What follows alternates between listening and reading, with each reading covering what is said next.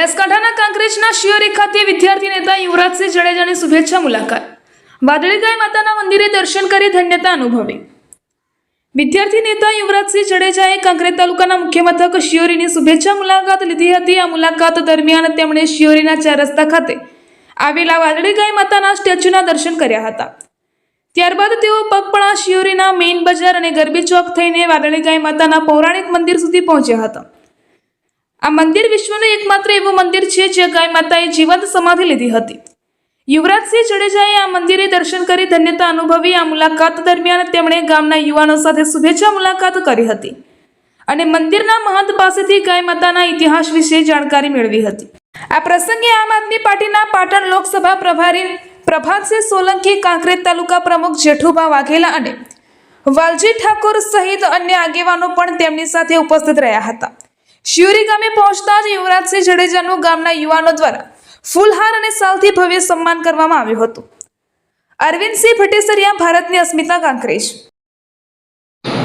આજરોજ શિહોરી ખાતે જે બ્રિજની નીચે સ્ટેચ્યુ ગાય માતાનું લાગ્યું હતું ત્યાં દર્શન કરી અને અહીંના જે ગ્રામજનોએ વાત કરી કે અહીંયા એટલે કે ગામની અંદર ગાય માતાનું મંદિર છે, વાદળી ગાય માતા છે, તેને જીવતા સમાધિ લીધી છે.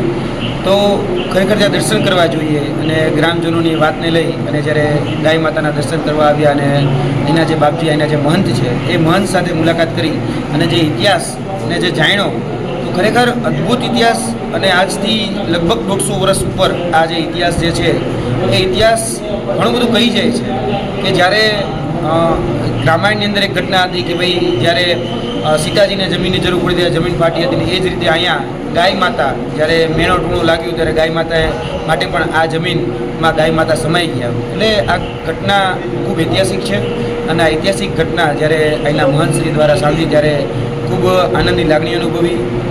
ગાય માતા હંમેશા તમામ સમાજ, તમામ વર્ગ, તમામ વર્ણને આશીર્વાદ આપે અને આ જે ગાય માતા છે, વાદળી ગાય માતા, અને અમે જે આજે કથા જે સાંભળી અને એ કથામાં જે સાર અમને જે મળ્યો કે ભાઈ સંઘર્ષ એ સમયે પણ હતો, સંઘર્ષ આ સમયે પણ છે અને જે રીતે ભૂતકાળમાં ગૌરક્ષક પ્રતિપાળનું બિરુદ જે ક્ષત્રિયોને મળેલું હતું, બ્રાહ્મણો જે છે, તો એમની જવાબદારી હવે દિવસે ને દિવસે વધતી જાય છે. કેમ કે દિવસે ને દિવસે ગાય ઓછી થતી જાય છે અને દૂધ વધતું જાય છે. તો આપણે બધાને ગાયનું દૂધ પીવું બહુ ગમે છે પણ ગાયને સાચવવી નથી ગમતી. તો આ એક સંદેશ મારે દરેક નાગરિકોને આપવો છે કે ભાઈ હવે આપણે આપણા વિસ્તારમાં જ્યાં પણ કોઈ પણ જગ્યાએ ગાય હોય તો ગાયનું રક્ષણ કરીએ, એનું સંરક્ષણ કરીએ અને એને ક્યાંક ને ક્યાંક આપણાથી થઈ શકે જો કોઈ પીડા હોય તો પીડાને દૂર કરીએ. બસ આટલો સંદેશ.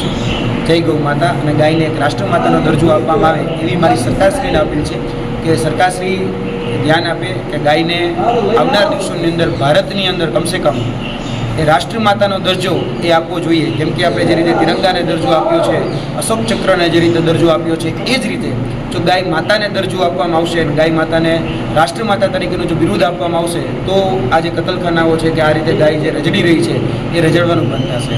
જય ગૌ માતા.